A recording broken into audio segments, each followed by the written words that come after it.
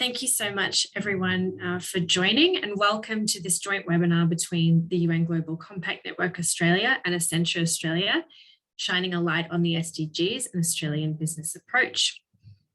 I'm Sarah Day, and I'm the Senior Coordinator for Environment and Climate Change here at the UNGCNA. Before I begin, I'd like to start by acknowledging the traditional owners and custodians of the land on which I'm dialing in from today, the Wurundjeri people of the Kulin Nation. I also pay my respects to their elders, past and present, and extend that respect to any Aboriginal and Torres Strait Islander people joining us here today. We'll be sharing a map of traditional lands in the chat shortly. I encourage you to share in the chat function and let us know where you're joining from as well. So the purpose of today's session is to showcase stories from Australian businesses on their approach to integrating the Sustainable Development Goals, or SDGs, within their business. The 17 SDGs and their associated targets are at the centre of the 2030 Agenda for Sustainable Development, which was adopted by all United Nations member states in 2015. Our partnership with Accenture Australia on this topic first began through the SDG Ambition Accelerator Programme, which was run from October 2021 until April this year. We'll cover this program in a bit more detail during today's call. We have joining us today members of our esteemed panel to discuss insights into the business approaches to further the 2030 Sustainable Development Agenda and to inspire your own ambitious action when it comes to addressing the SDGs. On our panel today, we have Kylie Porter, Executive Director of the UNGCNA, Matt Brennan, Head of Sustainability for Transurban, and Amy Lowe, Brand and Marketing Director at Piping Hot. Joining us from the Accenture side, we also have Natalie Fallon, Innovation Strategy Lead for ANZ, who'll be providing us with an overview of some of our recent work on Australian business and the SDGs, and who'll also be facilitating our panel discussion today. So before we begin, just a few quick housekeeping items. Please do keep in mind that this session is being recorded, and we'll distribute the recording link after the call for those who weren't able to attend today. We'll also be providing you with a chance for questions towards the end of the panel discussion. So during this part of the call, we encourage you to use the Q&A function at the bottom of your screen, which we'll be monitoring throughout the call. So without further ado, let's kick things off. I'll now hand over to Natalie to start the webinar. Thanks, Natalie. Thank you, Sarah. And look, it's an incredible privilege to be here today and to be joining the UNGC again. I've worked with the UN Global Compact Australia over the last 12 months as we brought to life the SDG Ambition Accelerator Programme. It's the first time that we've run the program in Australia, but it's been run a number of times globally. Since it's been launched, we've brought it to life with over 1,000 companies in 80 countries and included over 30 million employees through that network. The program itself was launched off the back of research in 2020, which highlighted how, as we face into those 2030 agenda deadline, companies are increasingly looking at how they can be part of the solution.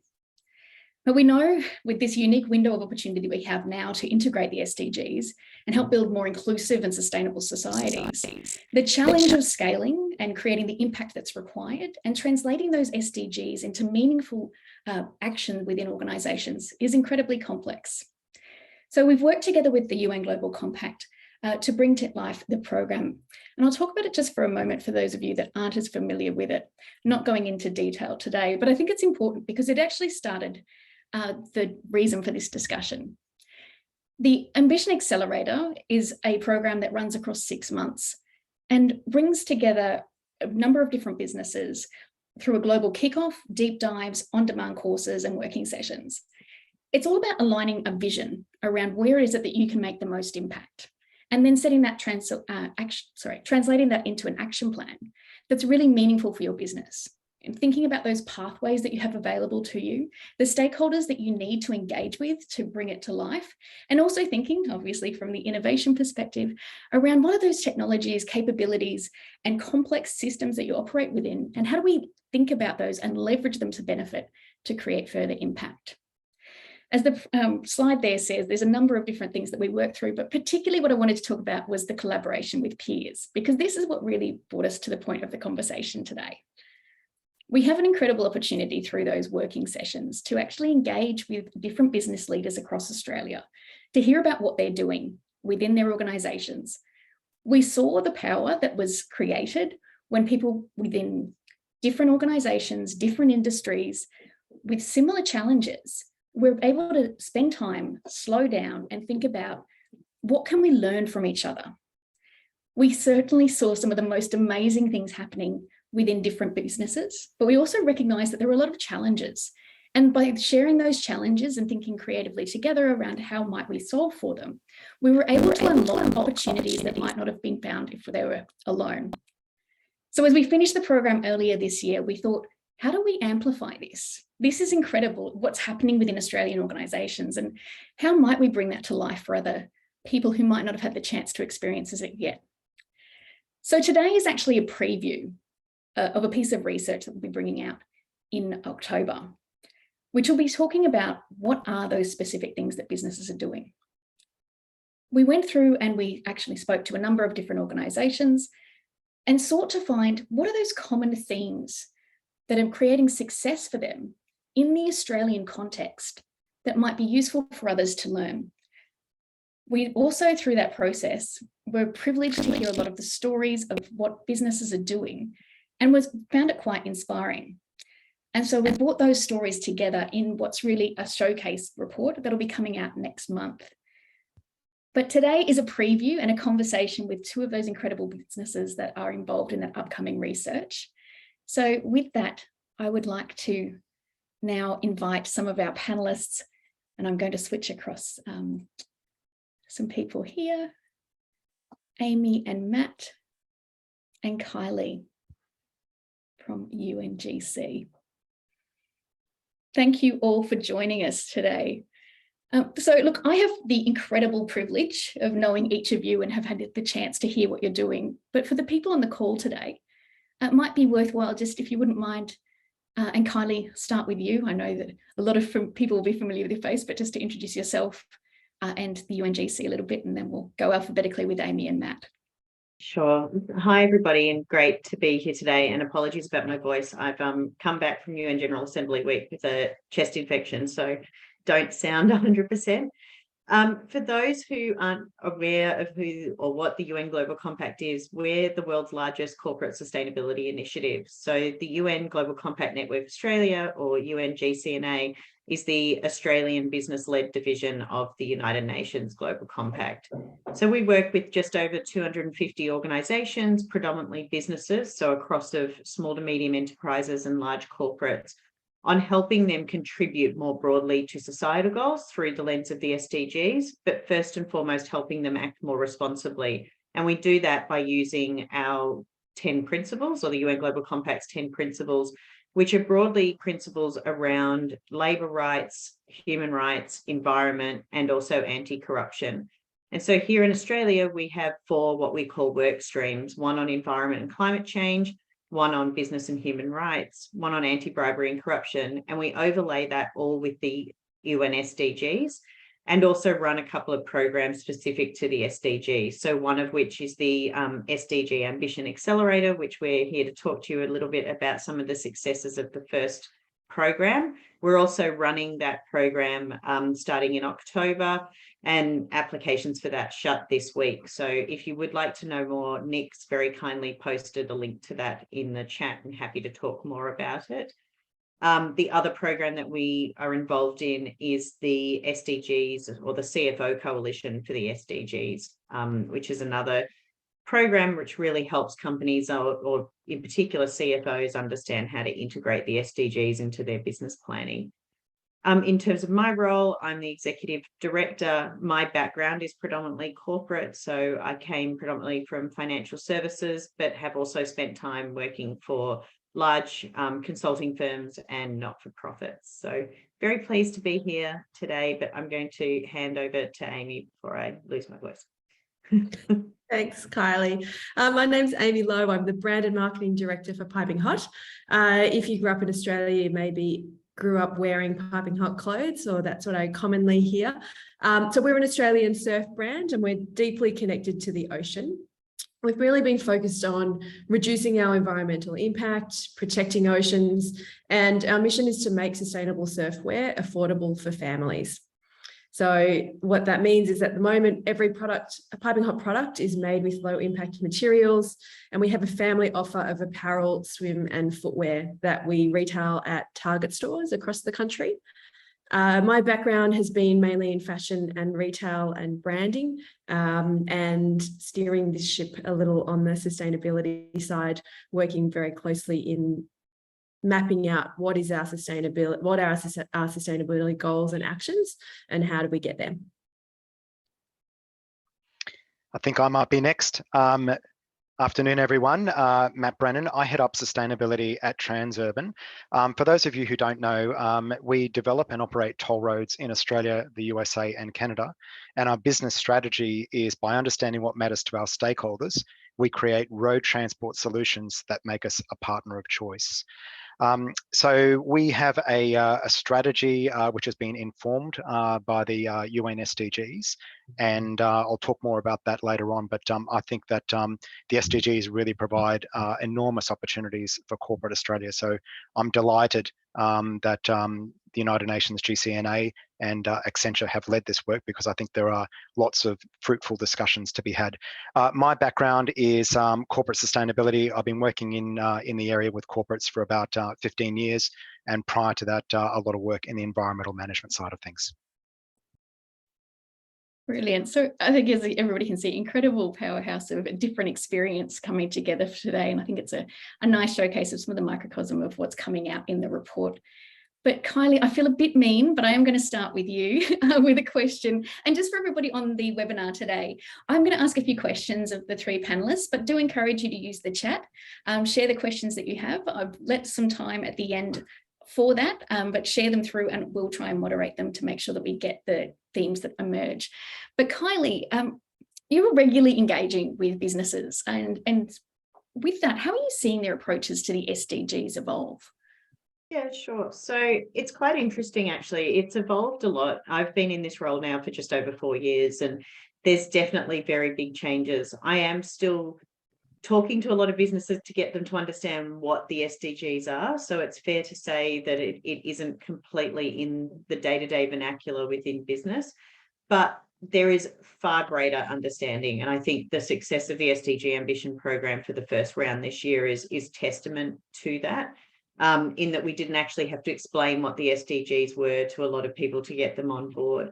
So what we're also seeing is, I think 3-4 years ago, what we saw a lot of, particularly in reporting, was people retrofitting their sustainable development agenda into the SDGs. So getting to the reporting cycle and thinking, well, we've done this on reducing the pay gender gap, and we've done this in terms of environment. Which SDG does that fit into? And then reporting like that. Whereas now what we're seeing is a lot more use of tools like SDG Ambition or SDG Compass, where it is actually more about integrating the SDGs into the strategic planning of an organisation. And for some really large organisations, that might just mean in a particular division that it starts off in until it broadens out to the broader company, or it might actually be sort of setting it from the CEO or the executive leadership team down. And what we subsequently see is action plans being created, a set of metrics being developed to be able to track that, and companies being a lot more cognizant that they actually can't positively impact on all 17 SDGs. And that means that there's a greater awareness of the targets and indicators that sit underneath all of the 17 goals. If you pull some of those apart, like if you take SDG 4 on quality education, many of those targets and indicators are actually geared towards a government or municipalities. They're very difficult for a business to pull positive levers on. And so what we're seeing with an increase in companies saying, right, we're going to focus on these 5 SDGs, it's showing a much more in-depth understanding of the benefits that they can have on those SDGs. What we're also seeing, although definitely not as much, is companies recognizing that sometimes when they pull a positive lever on one SDG, it does have a negative impact on others. So a really good example, and without calling out any companies, a good generic example is you can do a lot of work on climate action, so on SDG 13, and you can do a lot of work on affordable and clean energy, but sometimes that will have a very negative impact on life on the land, particularly if there are large solar panels or large wind farms going up in big horticultural or agricultural regions, and there hasn't been things like free, prior and informed consent achieved with the Indigenous or with the local people on the ground. So we are seeing a bit more of an understanding on that, and a bit more of a willingness to be able to include case studies, I guess, of where that has happened, and where companies want to talk about that more. I think one of the last things I'd say is that there's a greater understanding of the language of the SDGs. So whilst it's definitely not, as I said before, it's definitely not part of the day-to-day vernacular, and I don't think, and Amy's views on this would be really interesting, I don't think that consumers understand what the SDGs are.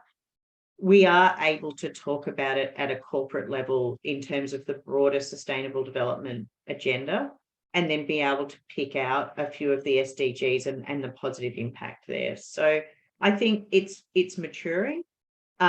Is it maturing at the rate that it needs to meet the SDGs by 2030? No. And that's one of the reasons why the UN is having a stock take of the SDGs next year. And there are quite a few things that the Secretary General announced as part of the UN General Assembly week around the need to take a stock of what the SDGs mean and how we're going to achieve them.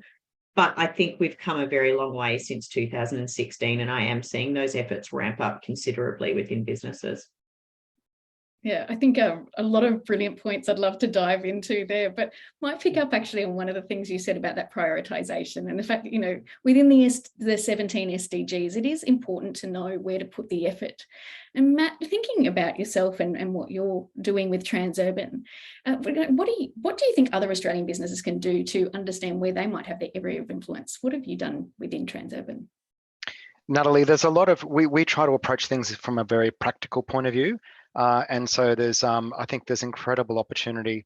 So if I can just sort of call out and mention a few of the things that we did to sort of inform the direction that we might take to deliver outcomes against the SDGs, it was sort of like this. We looked at the activities that we undertook as an organisation and the opportunities for us to create value against each of the SDGs. We added to that an understanding of stakeholder expectations for company performance and the areas that they expected us to focus in. We used that feedback to inform our corporate risk approach, so our consideration of threats and opportunities to the business through the lens of sustainability, and particularly the SDGs, and the particular control or mitigation measures that we might actually use to address those risks. And that provided a great introduction actually to the risk team within the business. So that's how we started to develop a really close working relationship with them.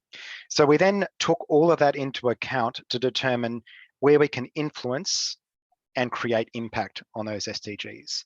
And I think it was a really good point that you made, Kylie, around not only looking just at the goals themselves, because there is a lot of detail that sits behind each of those in the form of the 169 targets and 232 indicators.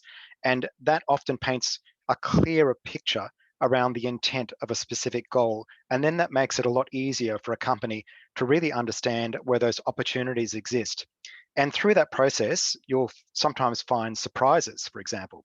So for goal 8, which is around decent work and economic growth, that also includes a target that focuses on resource efficiency.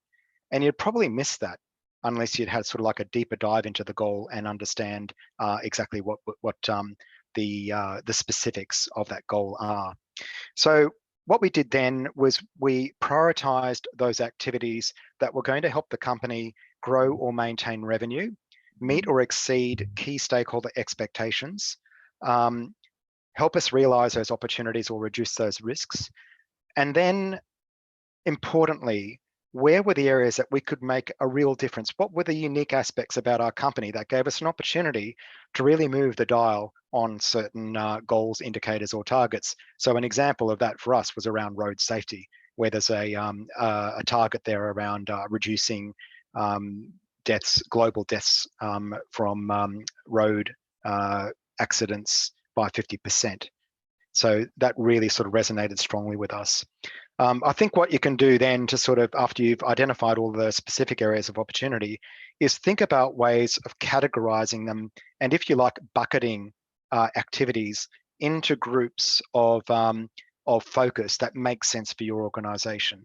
So for us, what that meant was sort of distilling down a list of, let's say, 60 odd actions, I can't remember the exact number, but let's say 60, into 4 buckets that people would remember in the organization very clearly. So those buckets for us were about people, planet, places, and partnerships. And that basically provided the foundation for our sustainability strategy going forward.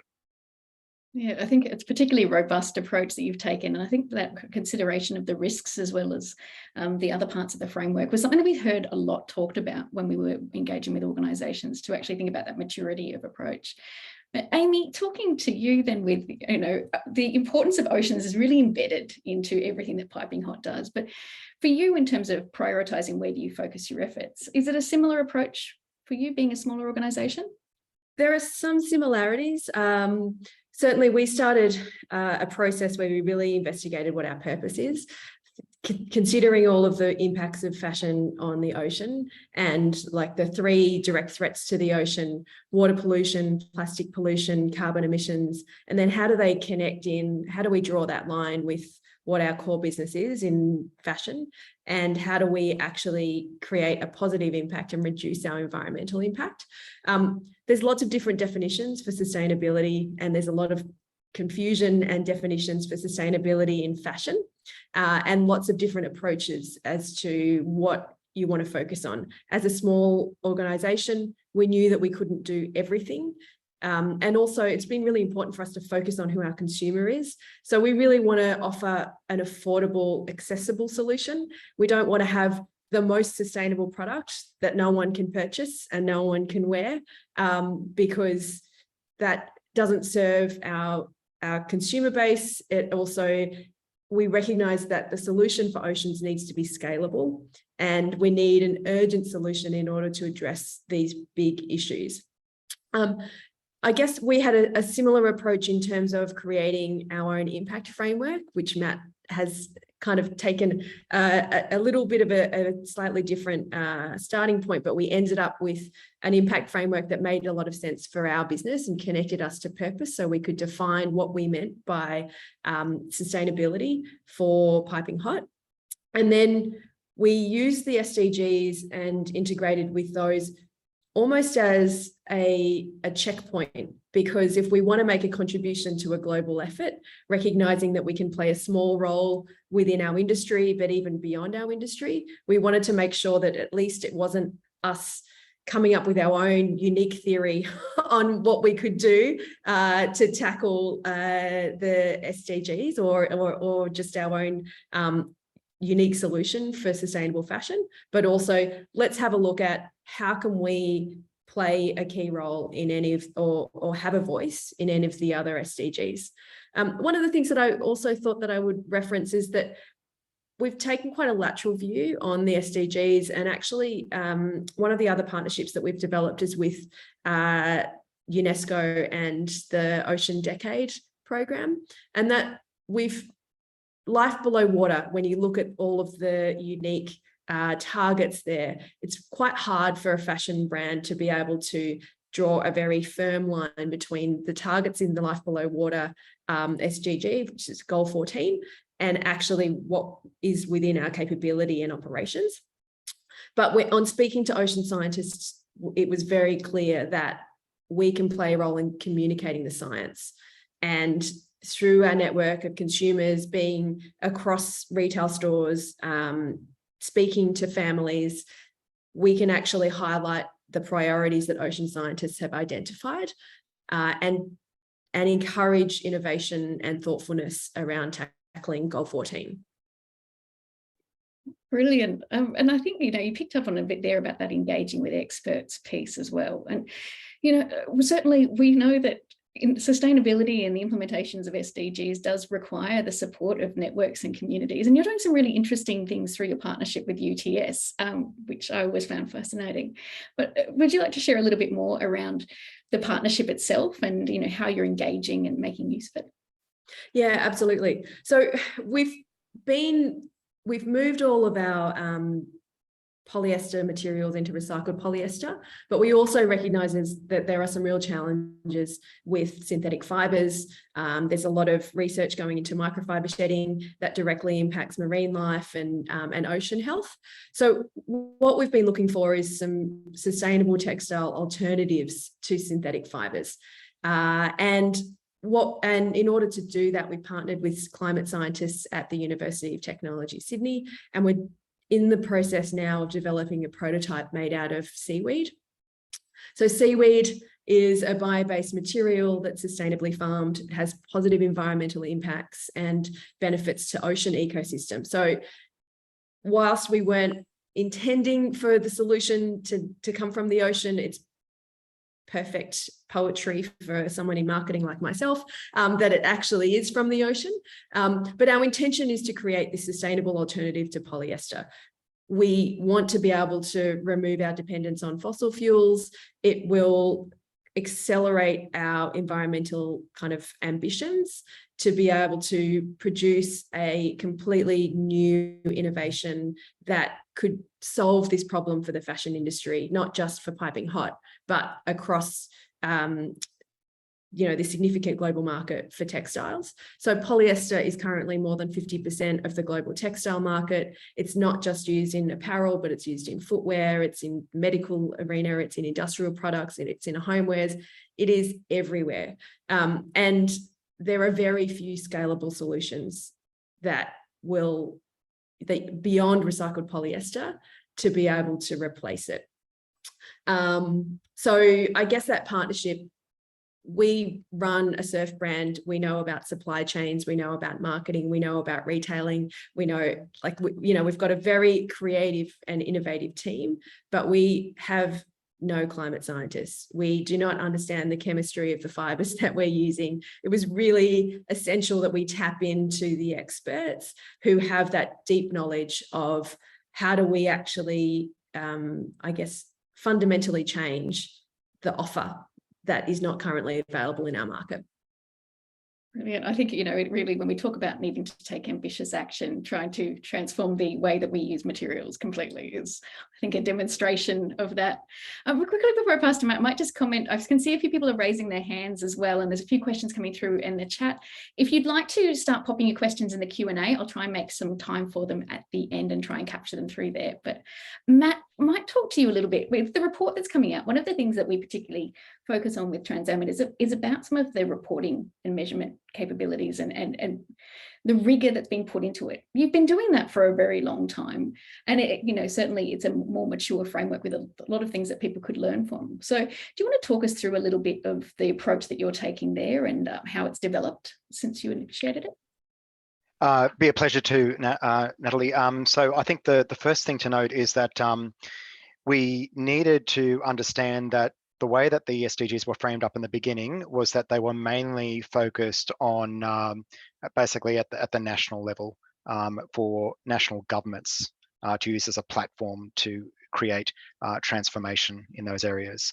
So there needs to be a little bit of sort of reading between the lines and interpretation, and sort of, if I can say it, sort of extending the general concepts and ambition of individual goals into translatable actions for business. So the first thing that we did is to understand where there were sort of broad opportunities that aligned with specific goals, and then the official indicators and targets understood, well, does this really, if we just left things at that sort of level, would that be enough to sort of drive the kinds of activities we want within the organisation? So in some situations, we supplemented those official indicators and targets with our own indicators and targets. So to give you an example of that, when we looked at goal 8, again, decent work and economic growth, we added an indicator in there that tracks the progress that we're making towards implementation of our reconciliation action plan. understanding that there wasn't any sort of specific indicator or target relating to sort of empowering First Nations peoples. So we used that as an example of an opportunity to sort of drive the action that we wanted to. So we went through a process to identify where those additional opportunities existed, and then formulated ideas around those indicators and targets, ran those through the business, and landed on an additional set of targets and indicators for us. So I think we have, I think there's 29 specific targets that we have. I think around about 12 of those are the official ones, and then the balance 17 are ones that we've actually developed ourselves, which are in keeping with the spirit of the goals. So to bring these to life through the business, we have systems and other mechanisms in place to track the progress that we're making towards key initiatives. And for a number of specific areas, we use a cloud-based system called Envisi to track our progress towards things like energy consumption, greenhouse gas emissions, waste, and then probably into the future, things like water as well. So that's really sort of, I guess, the main way that we track our progress towards environmental targets, but we have other business-based systems to pick up things like some of our social indicators and targets.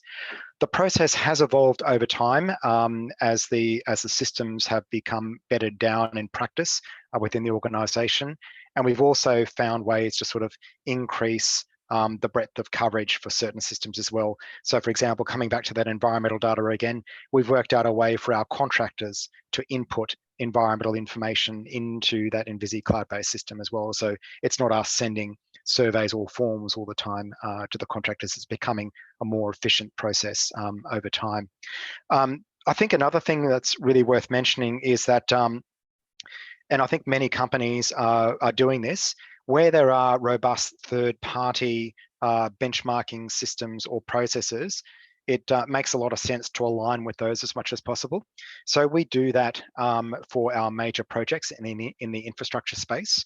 So in Australia, we're a member of, and we use the Infrastructure Sustainability Rating Tool that's made available and managed through the Infrastructure Sustainability Council here that covers Australia and New Zealand. And in North America, we use the Envision rating tool, which is managed and governed by the Institute for Sustainable Infrastructure over there. So the purpose of that is to provide our stakeholders with information about how sustainable or not our projects and activities are in relation to this robust framework. So that makes, I think, a big difference in terms of communicating transparently around where you're doing well and where the challenges remain. Yeah, certainly a very mature approach in terms of it, and the volume of data and ways that you're bringing it together is quite impressive. But I think the important thing as well that you've mentioned and touched on is that technology integration. And one of the comments that you made when we were doing this research, which I think was also really valuable, was that it's about not just tracking it, but also knowing what's the important things to track, which I think, going back to your earlier comments around prioritization and picking up on what Kylie and Amy said as well, is very important. Through conversations that we had in the Ambition program and through other sustainability elements, we often hear about businesses saying, I'm capturing data, but I'm not seeing my progress because they're looking at the wrong things, or we don't know where the data lives and don't know how to capture it. And so thinking through, as you have those systems and how does it build upon it, I think is a very valuable piece.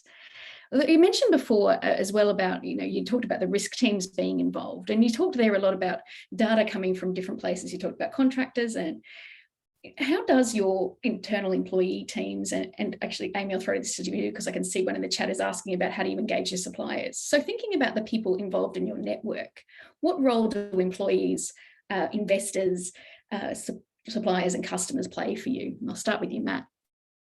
Sure. Look, it's a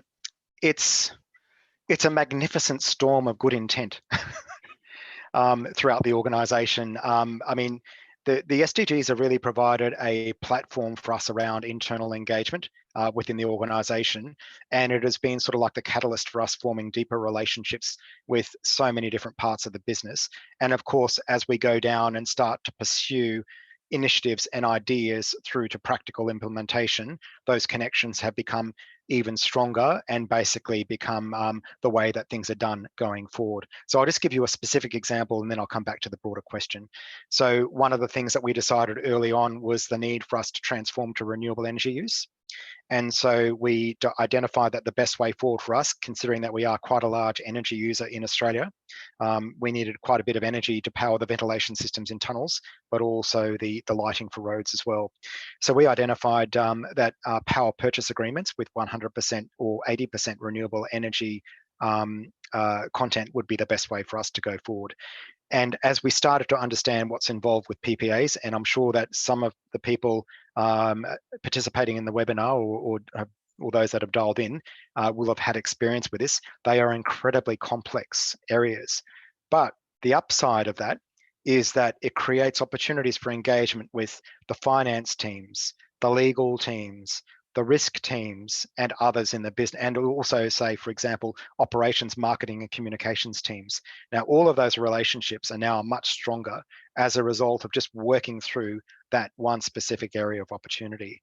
And those are now sort of like permanent relations that we have in the business.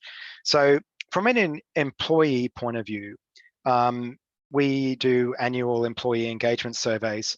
And over time, we've been checking in with employees around what they think about the corporation's commitment to sustainability and whether they think it's genuine or not, and also just generally how we're progressing. Is it meeting their expectations?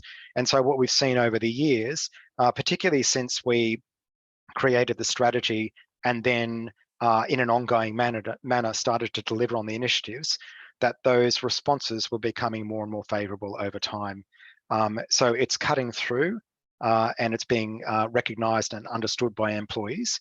And it's also an important part of our employee value proposition. So how we engage with prospective employees in the beginning, and we talk to them about our commitment to sustainability, and we can point them towards the proof points. And that has definitely made a difference in terms of attracting and also retaining some very valuable employees into the organisation. And I think that that should never be underestimated about the power of purpose and a track record as well, because potential employees can see that you're not just, you know, walking the talk. Sorry, you're not just talking the talk, you are walking the talk as well. Investors, I think one of the positives from the pandemic has been seeing the massive increase in investor interest around sustainability / ESG, and we have certainly noticed a massive uptick in terms of engagement with a broad range of investors, both debt and equity investors for us. And it's been really interesting to sort of see how their understanding has evolved over time, the specificity of their questions and their probing into how we actually undertake initiatives and the results that we're getting has increased markedly over the last couple of years. And it's certainly a trend that is well and truly embedded now.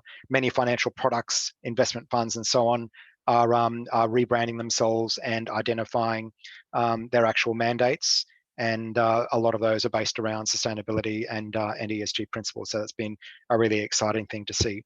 Finally, from the supplier point of view, we have also seen a massive increase in sustainability commitments from suppliers. And we actually partner with the I've forgotten their name, CDP, the Climate Disclosure Project, around engagement with suppliers to understand what are their aspirations around reducing emissions and also their responses to managing physical climate risk as well. And so that has certainly been on the up and up as well. And we're having more and more fruitful and robust discussions with them. So from that point of view, with those stakeholders, everything is certainly heading in the right direction. Brilliant. And Amy, you know, a contrast in terms of the network that you engage with. So obviously for Transurban, bigger and focusing more on those complex investor relations. But then you look at, you know, you've got a consumer and also a very deep supplier network that you're working with to bring things to life. How do you engage internally and externally? And I'll just pick up on one of the questions that started to come through about, because we are on the theme, talking about engaging with suppliers in those sustainability projects. Is there any tools or advice that you'd have for those that are leaning into that challenge thing that helps?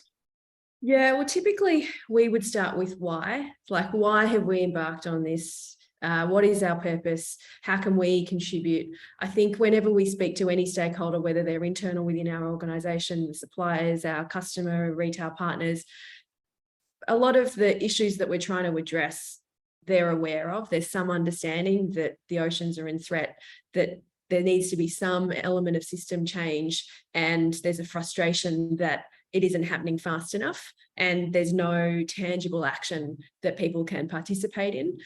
So typically we'd focus on purpose. So if we're looking at creating solutions, how do we actually open up those conversations? How do we invite discussion? And then we have a really clear action plan. We can kind of identify which impact area we think certain partners can participate in. In terms of the supply chain, when we first embarked on this journey, particularly because for our products, 80% of the environmental impact is determined in the design phase and is like around the material selection. We actually invited our partners to have a workshop with us where we basically mapped out, these are all the issues in terms of the negative impacts of our industry. And we manufacture in China. The Chinese media don't cover a lot of the same information that we have. There's not necessarily an understanding of why certain regulations and requirements are put towards supply chain partners, but being able to open up that conversation and have a dialogue to say, this is really important to us, because not just because we woke up today and decided that we wanted to make things more difficult to produce the product, but because we're part of a global effort to be able to change a system. That has helped. We kind of have also been able to have progressive targets. Okay, what are the obstacles? Let's have a really frank conversation around why this won't work. Is it because it's costly? Is it because it's complicated? Is it going to be disruptive to other parts of your business? Do you not actually believe that it will have an impact at all? And so what role can we play in actually removing some of those hurdles, problem solving some of those issues, and then putting timely an implementation plan? When can we actually start to address this? So if not now, what do we need to do in 6 months' time, and to get us there? And that has actually been quite successful. Similarly, I guess with our customers, being quite transparent about the shortcomings and what we're working towards, but we haven't been able to achieve yet, but also opening up those conversations, because as I said, there's no clear solution for what sustainable fashion looks like and what sustainability looks like. Everyone has varying opinions, values come into play. And so if we can point to our impact framework, say, we've identified these are the priorities, this is what we're working towards, we're open to new information, but this is where we're heading. And that's been really helpful. And I think quite important in many ways. We talked up there about that interaction with Asia. And I think for many Australian businesses, what we do see is from a regional perspective, we do have cross-border relations in many parts of organisations. And it comes up consistently around how do we think beyond our shores when we're engaging with that. And one of the questions that's coming through from the group as well is saying, well, how can companies start measuring the impact, both positive and negative, towards the SDGs? And if they're a global company with a complex value chain, how does that change things? I don't know, Kylie, I know you've been quite mean to you, throwing you another question, but do you think, you get to talk to a lot of businesses about this. Would you have a perspective? It's really hard. Like, I'm not going to give you a panacea solution to this at all. And I think, I noticed one of the questions that came up is, whether or not we think that there'll be SDG reporting in the same way as, the TCFD and ISSB and all of the other ones that come around. And I don't think we're there yet.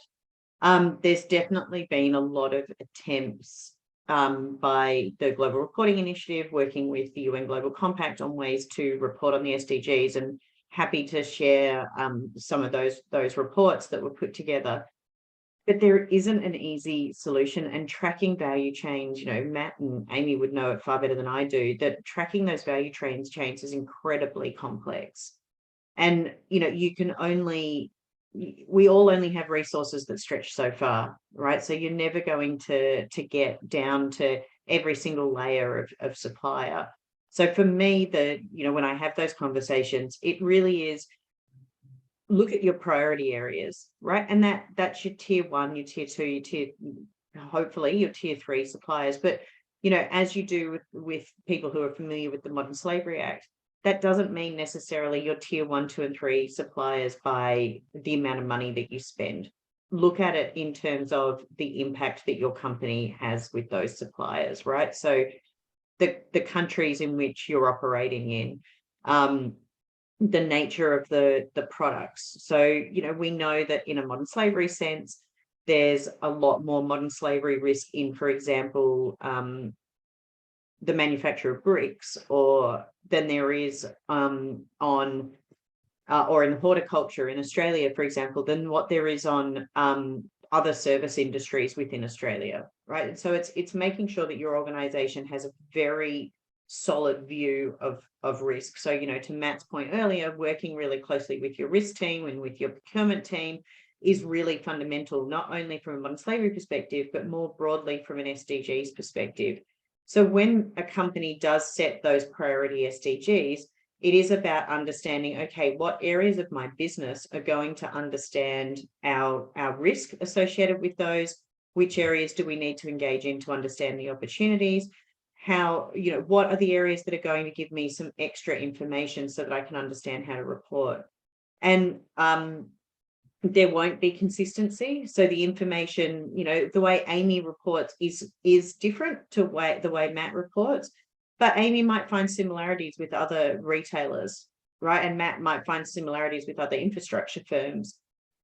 I guess the only thing, the thing from my perspective, you know, when I'm looking at companies on a global level, is the UN Global Compact's changing its reporting requirement for next year, and our communication on progress is going to be the same globally. And what that will do is it will initially create a baseline about where companies are at globally, not only on the 10 principles, but also on the SDGs. And in a few years' time, you'll be able to benchmark sectors, and you'll be able to benchmark companies and countries. And a lot of that data, in fact, I think almost all of it, will be public. And that will be when we start seeing where those spheres of influence are, and how companies are tracking and how they're reporting. But unfortunately, that takes time, and it is still going to be looking at things retrospectively as opposed to looking at where things are going. And there's work that gets done by SDSN, which is the Sustainable Networks Development Solutions. I always get the acronym wrong. They release the SDG index. And if you start to filter down on some of the areas of the SDG index by country, you know, what I would like to see is that Australia starts tracking positively again. And we can do that, but it needs businesses to report on what they're doing. And unfortunately, and I feel for the guys, you know, who work for that organization who have to look at all this data, there isn't a one size fits all approach, and it is complex. But that's not to say that the work that Transurban does on decarbonisation and the way that they report that against the TCFD, that still has a positive impact on climate change. And I think we need to remember that there will be other reporting initiatives that actually link with the SDGs, even if that linkage isn't blatantly obvious, or if that linkage doesn't say, here's my TCFD reporting, this is the SDG that it relates to, and these are the targets and indicators. So it is just being a little bit open and flexible, and recognizing that this is new. In the world of reporting, like triple bottom line reporting hasn't been around for 40 years yet, let alone, I don't think it's been around for 30 years, you know, let alone reporting on the SDGs. You know, we've got a long way to go to be able to integrate social reporting in an effective manner. Yeah, I think very valuable points. And Sarah, I see, has just shared some resources as well on reporting for the SDGs, which I think for many that are at any point of the journey, it's always useful to have that to lean into, because we are still evolving as we go through that. Might just, you've covered up a lot of the topics that were coming through from the questions today, but there was one thing, a thematic that's coming through a little bit as well, which is around some of those challenges that are experienced within an organisation. So Matt and Amy, maybe with 2 minutes each, if you could share with us, what are some of the challenges that you've linked into? And importantly, what's the lesson that you would like to give to another person in a similar situation to yourself? Did you want to go first, Amy? Sure. Why not? I think in our business, like the biggest challenge has been this implementing the necessary verification for our sustainability claims. So to go back into risk management and reporting, that's been the most challenging, especially when we're focused on making our products affordable. So managing that risk of greenwashing is super important within our industry. The fashion industry in particular is really under the microscope for any greenwashing, but it also hits across the human rights issues and the broader areas that the 10 principles cover. While we're in that affordable end of the market, we also can't miss that beat on affordability, cost, quality, commerciality, supply chain management has been a nightmare in the last couple of years for obvious reasons. So there's a lot of other environmental pressures, market pressures that our business has been under. And then just making sure that we have all of the documentation, that we have the certifications required so that when we go to market and say, this is made from recycled materials, this is not a cotton sourced from an area where there's labor, forced labor. Those things are really challenging for us to be able to prioritize when sometimes you're just focusing on getting the product on the floor, meeting a delivery timeline. At the same time, it is a priority. It is really important, but it's always a balance.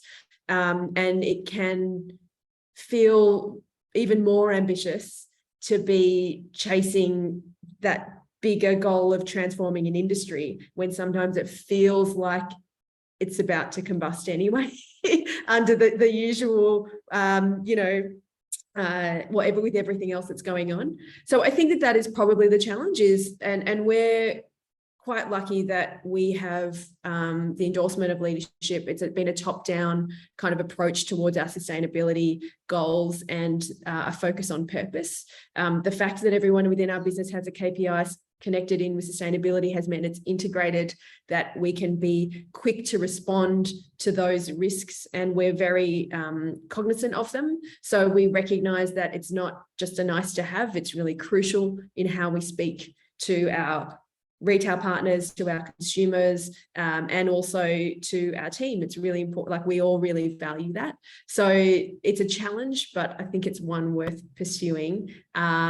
And then on that reporting side, how do we actually quantify that we are doing the right thing? And that what the impact that we're making is actually not contributing to an issue. And there are a lot of different methodologies that you can kind of tap into.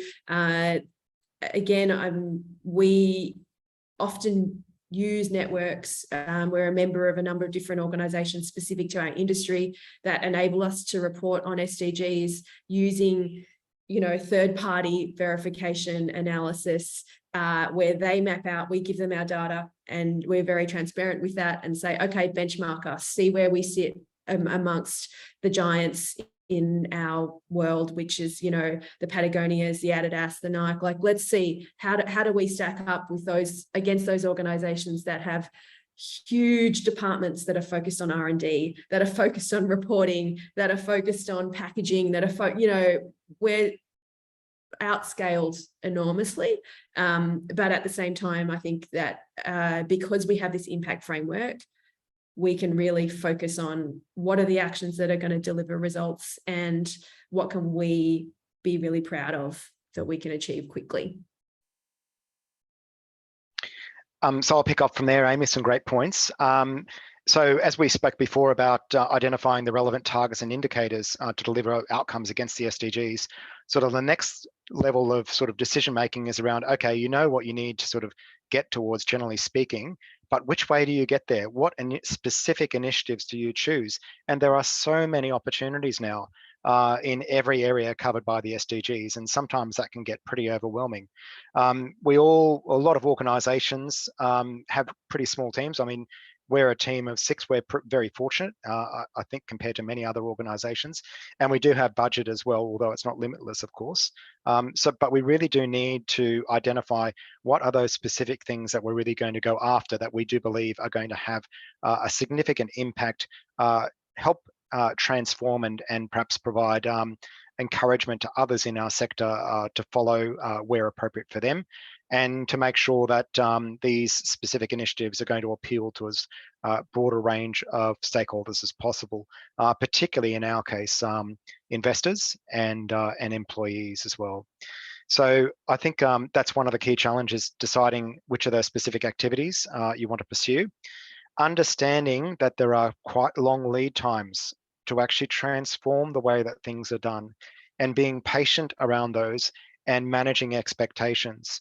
So a lot of the time, I think executive teams and boards would like to see rapid change to meet the aspirations of our stakeholders. So it's really about understanding what are practical ways forward and what do timelines look like. And ideally, if you can, try to get ahead of the expectations. And I think, again, that's a really important role that the SDGs have served. They've flagged a number of areas which have taken a little while to sort of hit mainstream attention and support.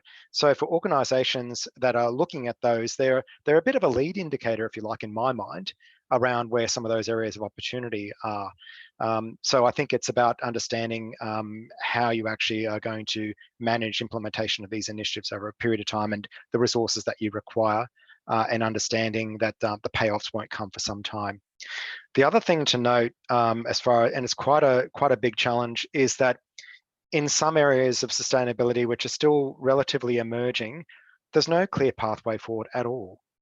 An example of that might be around understanding the financial implications of climate change. There is no sort of established methodology about how you go about that as a company. And you have to sort of like make sure that you've got all the science and the analysis done before you can even start to think about, well, okay, what does that mean to our bottom line? What does that mean in terms of future capital expenditure, impacts on operational revenue, or alternatively, opportunities for new income streams for an organisation? So again, there needs to be patience around that, and then just get started and then work it out as you go along. Don't try to sort of come up with a 100% solution there.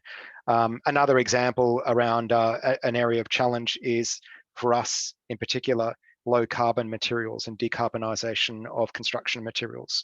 So again, it's taken quite a long time for the specifiers, so that, for example, for us, the state government organisations that specify how a road is built and the types of materials that you must use to build that road.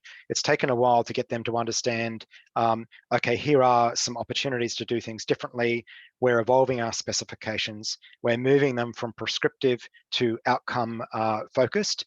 And then once there is that sort of regulatory opportunity, it's then, or at the same time, you need to be working with the supply chain to make sure that there's the right kind of product available that's still going to be fit for purpose, but deliver better sustainability and lower greenhouse gas emissions.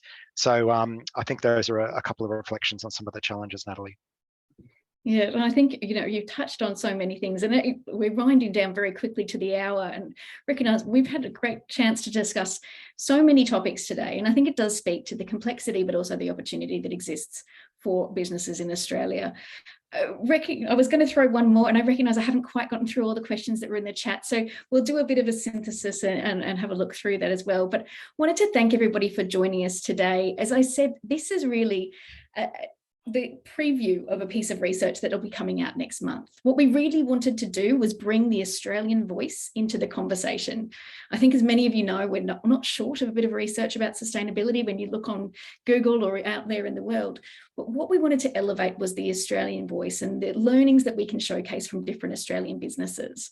We also invite you, if you haven't yet signed up, to join us for the SDG Ambition Program, which is, registrations are closing in a few days. So if you're interested, let us know and we're happy to talk you through it and find out how we might get you involved. We kick off later in October, so there's possibly a little bit of flexibility, but I didn't say that.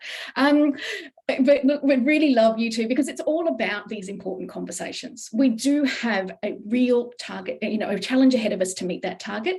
And it's the ambition that each of us as individuals and as organisations, as a collective society, put into progressing that agenda forward that's going to make the result that we need. So please look forward to hopefully seeing a few of your faces in the accelerator over the next little while. And thank you for joining us today. And thank you very much to our panelists and also to each of those businesses who supported the research, who I can see a few of those faces on the call today. Thank you, and we'll talk soon. Thanks, everyone.